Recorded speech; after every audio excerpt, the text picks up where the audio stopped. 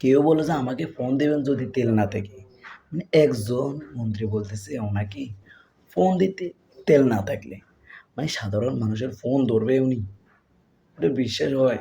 আচ্ছা ঠিক আছে, পাম্পগুলোতে যদি তেল না থাকে তাহলে এই যে এত হাজার হাজার লিটার ৬,০০০, ৭,০০০, ৬৮,০০০ তেল এগুলো কোত্থেকে পায়?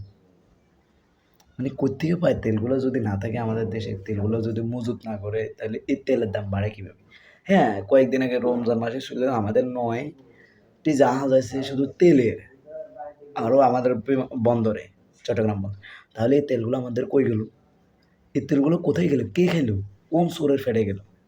এদের প্রতিটি কন্টেইনার আসতেছে দেখি যে রাস্তা দিয়ে সবগুলা দোকানে দোকানে বিক্রি করে ফেলে। আর ওই পাম্পেগুলো গেলে বলে তেল নেই। ওই তেলগুলো বাজারে দোকানে ঘাটে প্রতি লিটার তেল ২০০ থেকে ২৫০, ৩০০ ওই টাকা দিয়েও তেল পায় না। সরকারের নির্ধারণ করেছে যে ১২০ টাকা, ওই তেল পাইতেছে না এখন। জনগণের ক্ষোভ হইলো তেল কই? ঠিক আছে, ইরানে বিশ্বযুদ্ধ বা যুক্তরাষ্ট্রে এগুলো বিশ্বযুদ্ধ নিয়ে হাহাকার, কিন্তু বিশ্বযুদ্ধ আমাদের দেশেই লাগে গেছে। তেলের কারণে আমাদের দেশে যুদ্ধ লাগে গেছে। মানে তেল নাই, এখান দিয়ে বেড়ে গেল সিন্ডিকেটের দাম। সিন্ডিকেট বেড়ে গেল, এরপরে বাড়ে গেল গ্যাস সিলিন্ডারের দাম। গ্যাস সিলিন্ডারে প্রতিটি বছর ৩২৮ টাকা বেড়ে গেছে। আপনাদের ভাত খেয়ে বাঁচবেন, সামনের দিকে এগুলো শেষ হয়ে যাবে। ভাত খেয়ে কয়েকদিন পর চাউলের কেজি আমার মনে হয় ৫০০-১,০০০ টাকা হয়ে যাবে।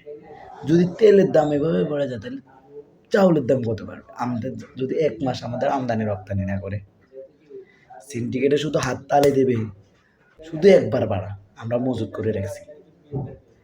এমন এমন পাতীয়গুলো আছে যেগুলা ডামে ডামে তেলবল মজুত করে রেখেছে বাড়ের। ও গরুর গোয়াল ঘরের ভিতরে দেখছিলাম দেখতে তেল মজুত করে। রে এখানে শুরু করেছিস? মানে বিশ্বযুদ্ধ অন্য লাগে না, আমাদের দেশে যুদ্ধ লাগে গেছে তেল দিয়ে।